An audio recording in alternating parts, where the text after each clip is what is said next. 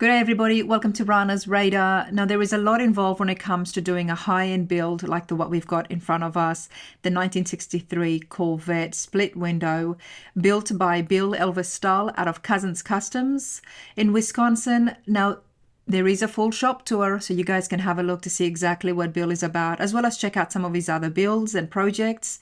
This video, however, is dedicated to this particular build. The 63 Corvette. We're going to have Bill come and tell us about the customization modification that has taken into place. We are going to have a look at the undercarriage as well as the bodywork that has been involved. So I'm going to get Bill to come in here and take us through the 63 Corvette. Give it a like if you enjoy the video, and of course subscribe if you haven't done so. But let's hear from Bill.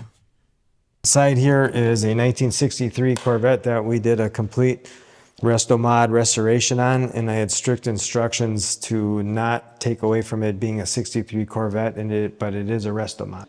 Yep, and then so the customer said wants a resto-mod, so we could have easily ordered a Roadster chassis, but then we got talking about using the original frame and how all that would work. So the original frame comes up around the bend, and where it straightens out to go forward, that's where it's cut off. So the whole front stub is brand new. It's got a whole different geometry front end on it. It's got rack and pinion steering.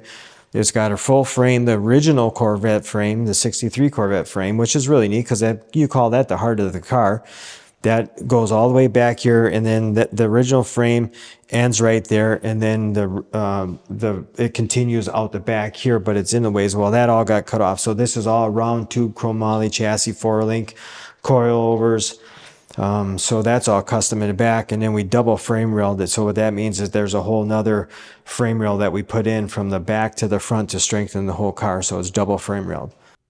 To really understand what Bill has done, we do need to go have a look at the undercarriage here. So we're going to put this on a lift and have a look at the double frame and some of the other custom work that is involved. So I got hooked up with Mike Osborne, Osborne Spur Street. He builds all my motors, trainings, rear ends. But this is the first frame that we had built with him together, and it turned out awesome. So I'd like to talk a little bit about everything that we did here. So what we did is we used the original frame, and it's heavily modified, which makes it really neat to keep the frame tied with the car originally. So what we got here is rack and pinion steering. So this had went on. We got coilover shocks, we got tubular air arms, we got big Weldwood disc brakes. That's up front here. So this whole stub was basically cut where the bend comes up, goes around where the motor sits in the cradle. It was cut off there, and a whole front stub was put on from the front forward.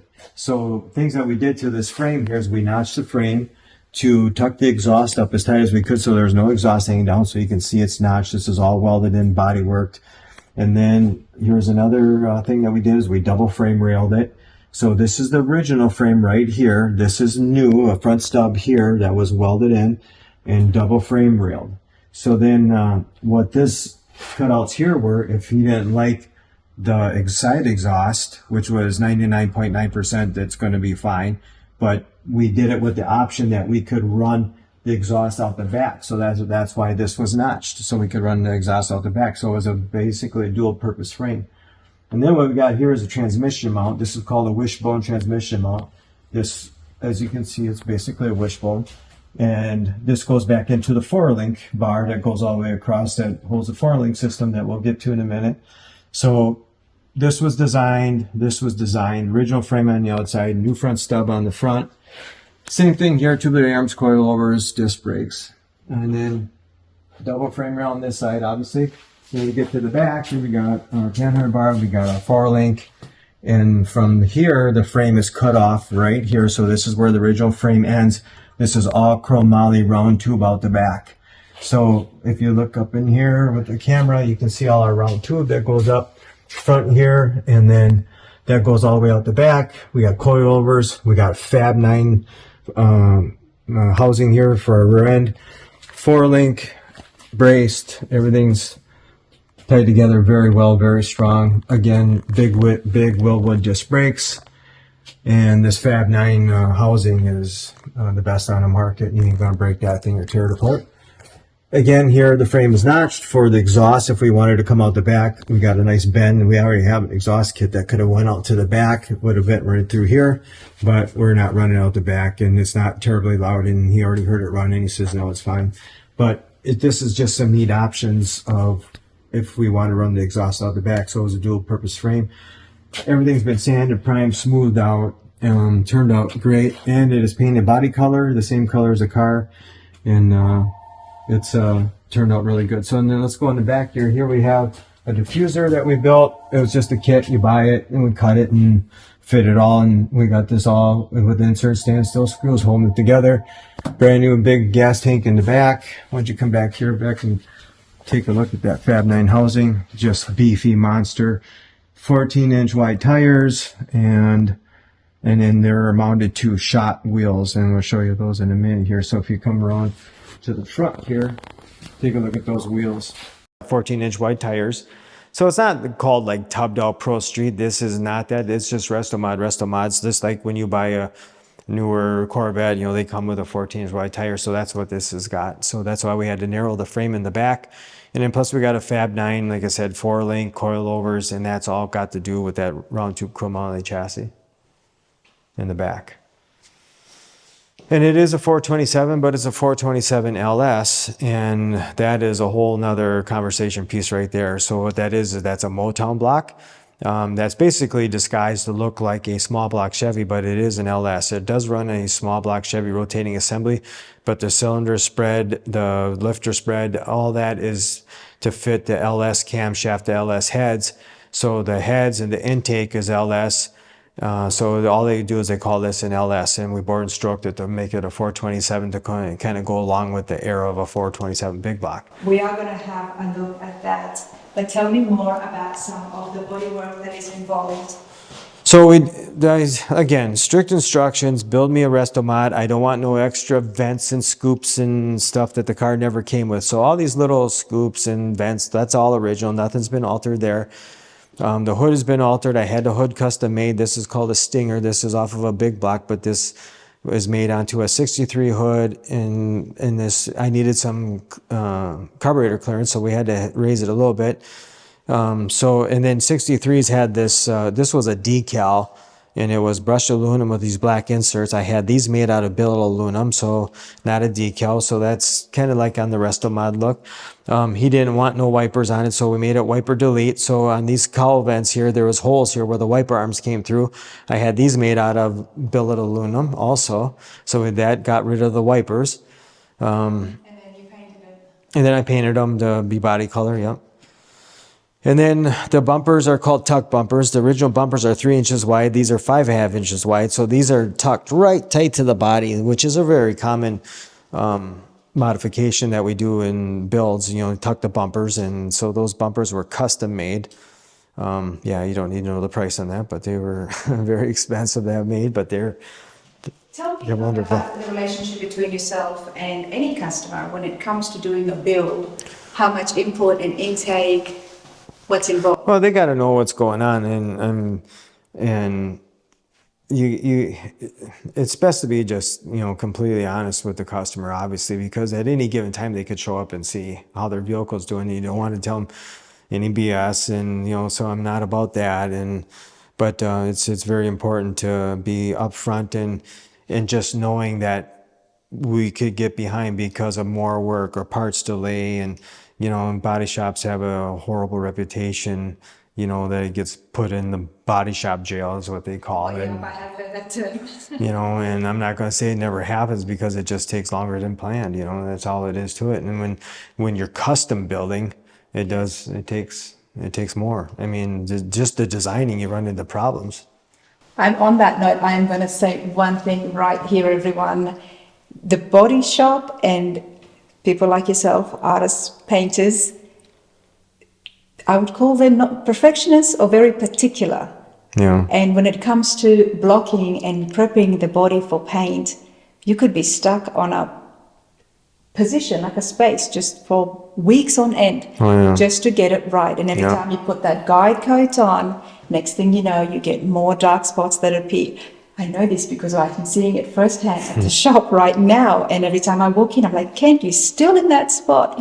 Oh, yes, I've got to put another coat in. There is a lot involved. There is a lot involved. And if somebody is passionate about their work and they want to do it right, that's just how they are naturally. They're not going to just do it quick, because if there's a quick way, then they wouldn't be very good at their work. But that's my 2 cents. I've been learning about bodywork, everybody. But when it came to this build, all you got told was he wanted it to be stock. Yep. Yep. So he did say the term. He wanted a resto mod Corvette, but he didn't want all the stuff that you see. Like some resto mods are just holy crap, over the top. I mean, you're talking over $1 million builds. You know, he didn't want that with this car. He wanted a resto mod Corvette, but to look like a '63 Corvette. So this kind of falls in between, like, you know, it may have too much of one thing and not enough of the other, meaning too much of one thing, like it's not stock original. So this could never be classified as a stock original restored Corvette. And so that's too much of that. But then a resto mod, it may be classified as not having enough as some of the resto mods that you see. With all the other stuff that they have going on in some of these, because they're crazy, crazy builds. Oh, they keep getting crazy. What exactly? And the wheels here, tell me about the wheels. So the wheels are shot wheels. We actually had a different rim on this to begin with, and he was watching an auction, I believe it was, and he sent me a picture. And he goes, "Hey, can you do some research and find out what these wheels are?" So I did some research, and I found out that they were shot wheels, and I met this guy named Dave down at Shot Wheels, and he helped me all through this, and we did the back spacing, and I tell you what, they were top notch, and told me to take about 6 to 8 weeks to build, and they showed up on the 6th week. And I honestly, when I opened them up, my breath was taken away. It's the best wheel I've ever opened up in my life. I mean, just the fit, the finish, they're amazing. I mean, there's a reason why these wheels cost what they do. That is a fact. And they're expensive. I mean, they're not for everybody, but I'll tell you what, they are top-notch wheels. But they're a big part of the build. Oh, gosh. The wheels make a lot of the car. Well, the thing is, they're called split window. And so they get it from this here. They put these little bar in there, just call it split window. So it goes along with the car, as a split window Corvette. And these actually do spin off. So that's not like a little hubcap or anything. You have to actually spin this off. And it's such a small precision cut, like you can barely see it right there. Then what happens, you take that off, and then that center part comes off, and then that's where your lug nuts are. They're behind that. I mean, it is such a neat fit and finish. They're amazing. Complements it so well. Tell me about the paint. Okay, so the paint, all right. So this is how this happened. So he wanted a brandy wine, but I'm always like, okay, for this car, it's not going to be the standard brandy wine. So this is what I'm going to do. So I did a spray out. I'm like, oh boy, that looks great. So this car is all taped up, ready for paint. So we're all done. So I come in here, I put a coat of sealer on. I put 2 coats of black base. I put 6 coats of candy, brandy wine on it. And I put 2 coats of clear. Then it sat for about a week, let it all cure out. Then what happens is that I came back and I sanded it all flat, the clear. Not sanded off, just sanded it flat.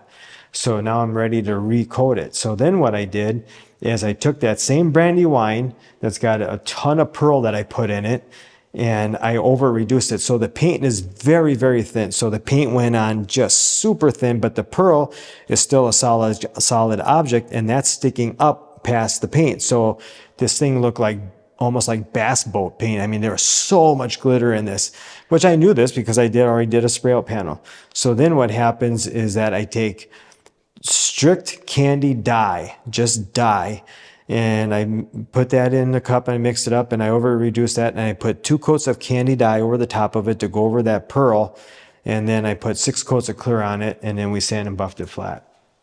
Wow. Yeah, it's a tremendous amount of work that went into this car to make this color, but you have to see this color in the sun. And let me get a light. I'll see if we can show you what this looks like. So, oh wow, look at that. Check that out, everyone. And look at, there is no blotching, no stripes, no light dark There's spots. no gap in the flakes. The flakes are very tiny. There is flakes in this. Yes, yep. Right. That's all pearl that you're seeing. But there is no gap. It is.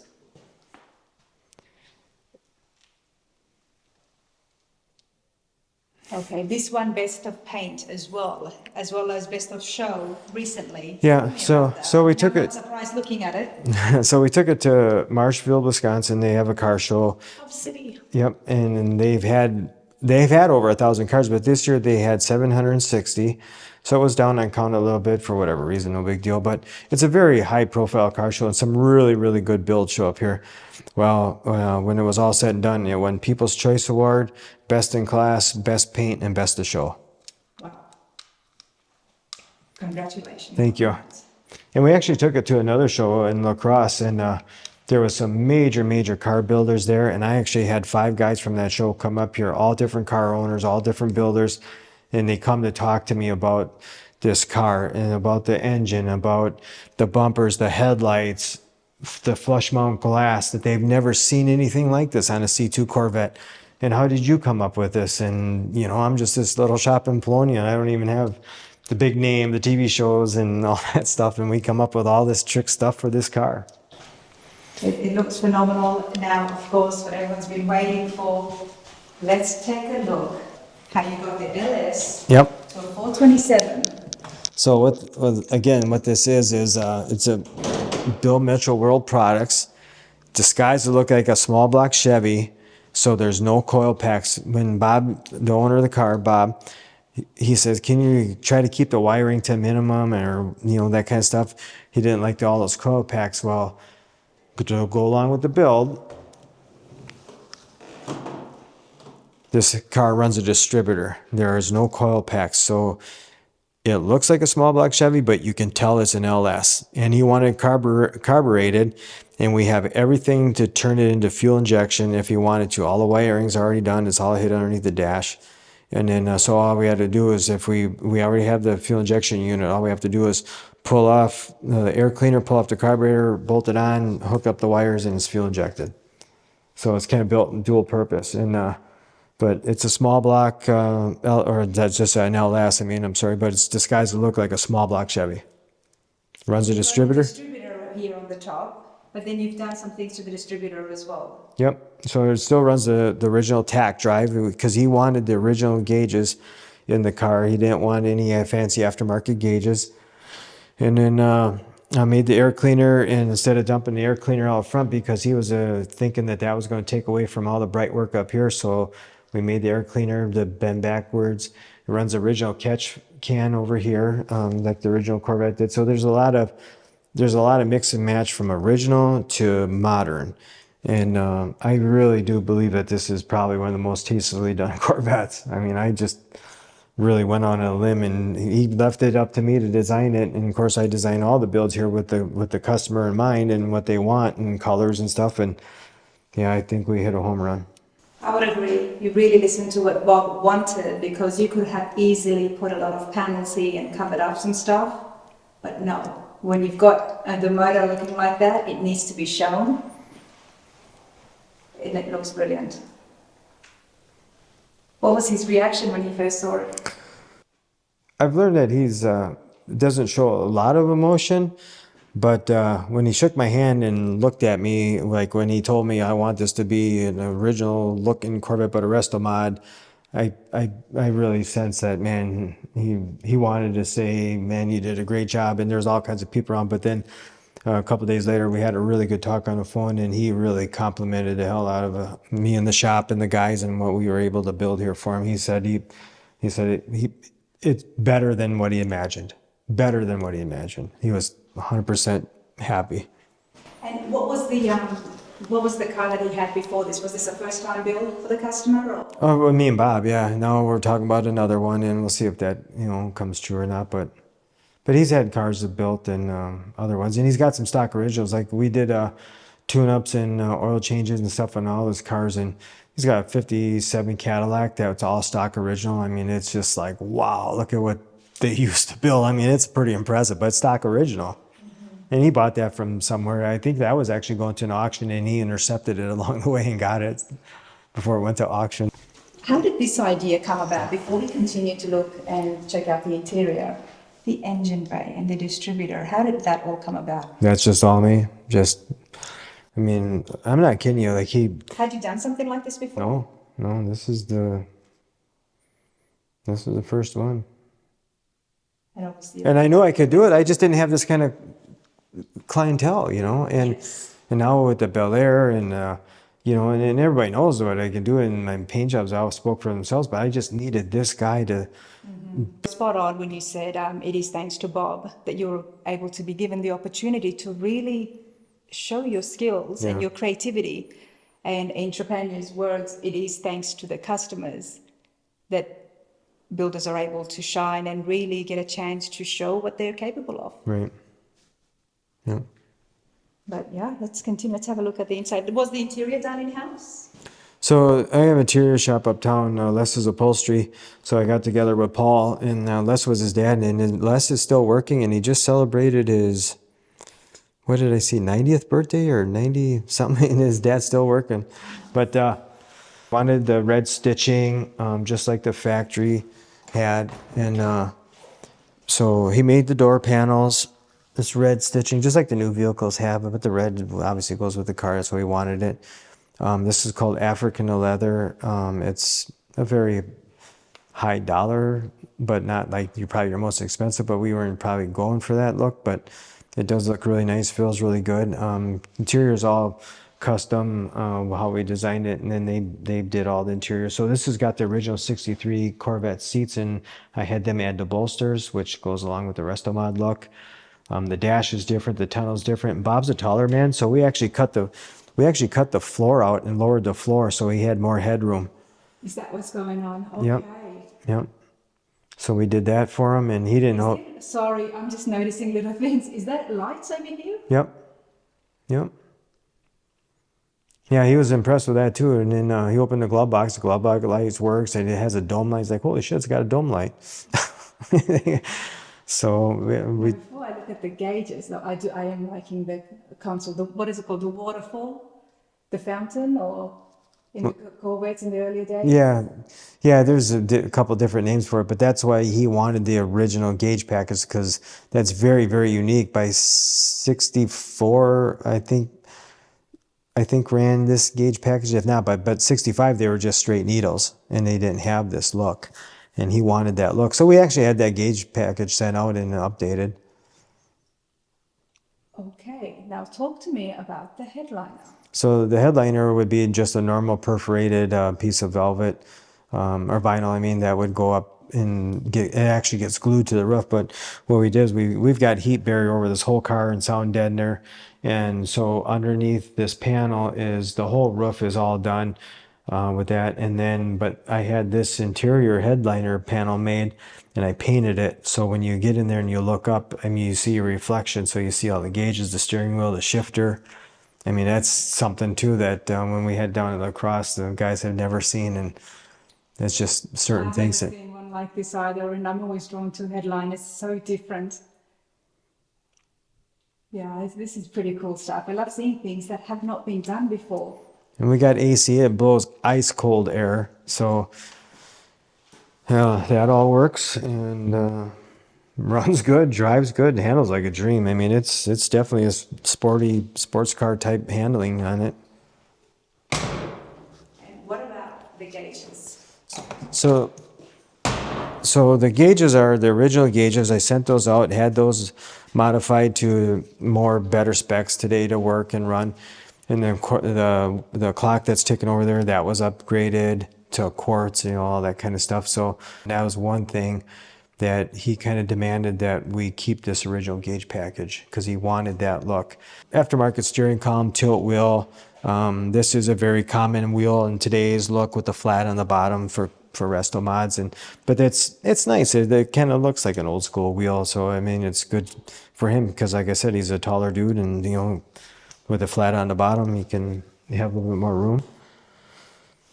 Tell me about the mirrors here, the side mirrors. Yep, so this is a stock original reproduction mirror.